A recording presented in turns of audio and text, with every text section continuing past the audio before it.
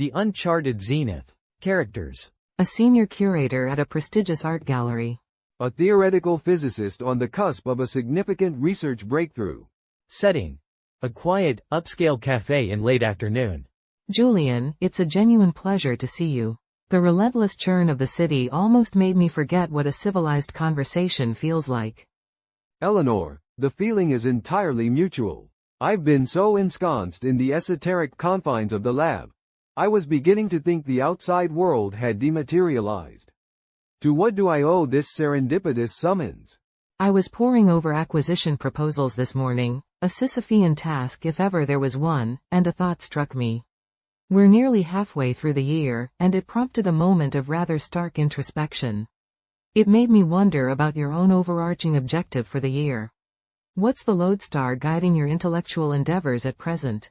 A characteristically profound question. Beyond the granular, quotidian struggle with quantum chromodynamics, my paramount goal is to finalize the foundational framework for my paper on temporal asymmetry. The ambition is to not merely contribute to the existing discourse but to fundamentally recontextualize our understanding of why time's arrow flies inexorably forward. It's an audacious, perhaps even hubristic, undertaking. Hubris is the engine of innovation, is it not? Without it, we'd still be daubing bison on cave walls. My own principal aim feels almost pedestrian by comparison, though no less consuming. I'm endeavoring to secure the lost collection of Athelred. It's a series of early Renaissance sketches, presumed destroyed during the Blitz, that have resurfaced through a rather clandestine channel. Good heavens, the Athelred sketches? I thought them the stuff of academic myth. That's a monumental undertaking. The provenance alone must be a Gordian knot of staggering complexity. Precisely. It's a labyrinth of forged documents, shadowy intermediaries, and competing claims. My objective isn't just the acquisition itself, but the meticulous, unimpeachable verification of their authenticity. It's about repatriating a piece of cultural soul, a tangible link to a past we thought irrevocably severed. The professional ramifications are immense, but it's the historical resonance that truly galvanizes me. It represents the pinnacle of my curatorial career thus far. I see a fascinating parallel in our pursuits. We are both, in essence, archaeologists of a sort. I am excavating the fundamental laws that governed the universe's inception, while you are salvaging the delicate artifacts of human consciousness. Both require a fanatical devotion to detail and a willingness to navigate profound ambiguity. An elegant analogy. And the personal cost? This singular focus, does it not feel isolating? My world has contracted to auction records and pigment analysis reports. Social engagements have become a distant memory. Isolation is the crucible in which my theories are forged. The silence is a necessary precondition for the faint whispers of the universe to become audible. My singular aim this year is to distill that whisper into a coherent, falsifiable hypothesis. If I can achieve that, the subsequent re-engagement with the world will be from a vantage point of unparalleled fulfillment. The ephemeral sacrifices will seem utterly inconsequential in the grand tapestry. To unparalleled fulfillment. A toast to that, then. May your universe whisper its secrets, and may my long-lost artists find their way home. A fine sentiment, Eleanor, but one tinged with a certain peril, don't you think? We speak of zeniths and unparalleled fulfillment, yet we're both acutely aware that we're operating on a precipice. The specter of failure in endeavors this audacious isn't just a possibility, it's a constant, silent companion. You articulate the precise anxiety that gnaws at the edges of my waking thoughts.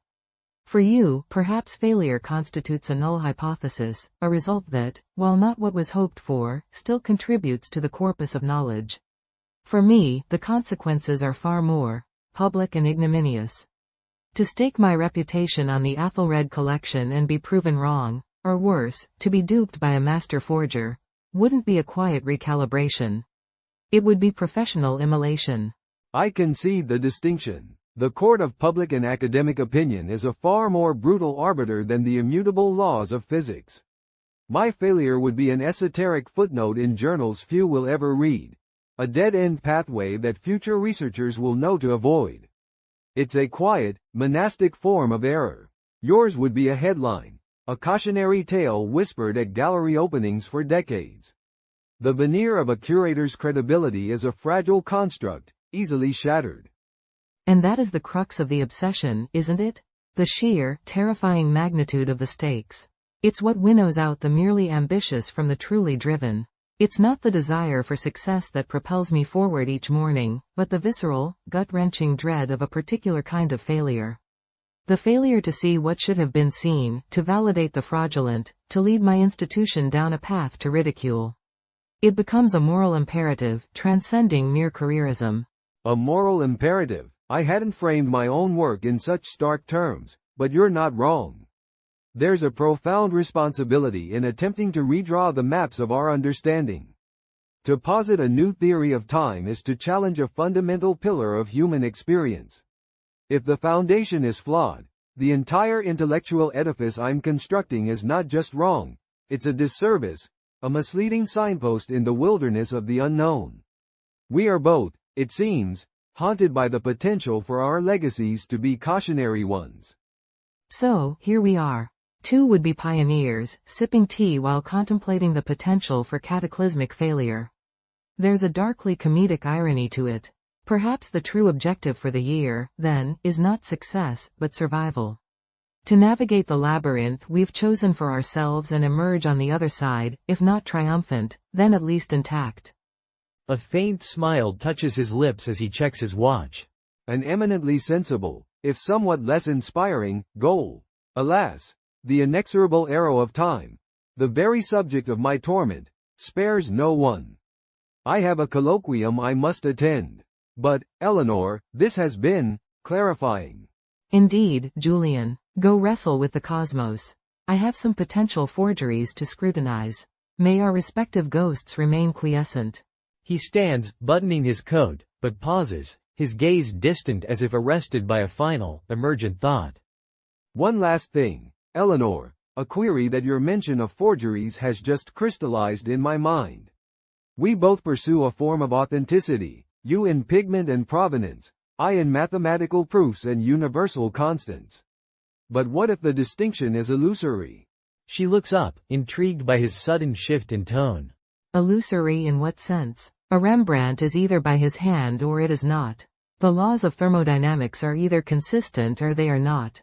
The line seems brutally clear to me. But is it? Consider this. A perfect forgery, one so masterfully executed that it is undetectable by any current or future scientific analysis. One that evokes the same profound emotional response in the viewer as the original.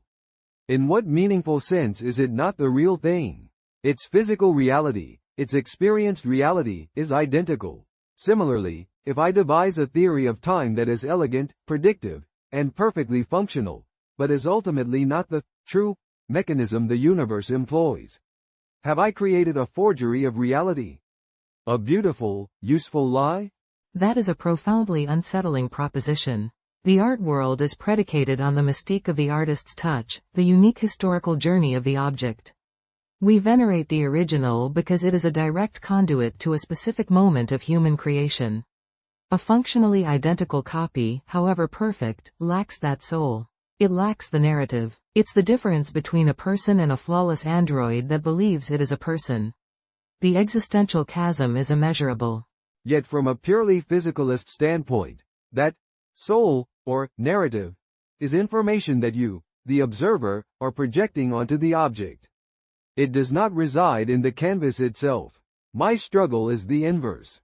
I am trying to strip away all human projection to see the raw, unadulterated mechanism beneath. But what if that, too, is impossible? What if the very act of observation, of formulating a theory, impresses a human narrative onto the cosmos itself? Perhaps my unimpeachable proof, and your master forgery, are closer cousins than we'd care to admit. Both might be merely the most compelling stories we are capable of telling ourselves. She leans back, a slow smile spreading across her face. Julian, for a man who deals in cosmic certainties, you have a terrifying talent for deconstruction. First you have us contemplating professional immolation, and now you have me questioning the very soul of art. It's an audacious intellectual gambit. He mirrors her smile, the intensity in his eyes softening. The universe, I find, rewards audacity. Forgive the philosophical detour. My colloquium awaits. Let us speak again when we are both further into our respective labyrinths. Perhaps we can compare notes on the nature of the minotaurs we find within. I should like that very much. Until then, Julian.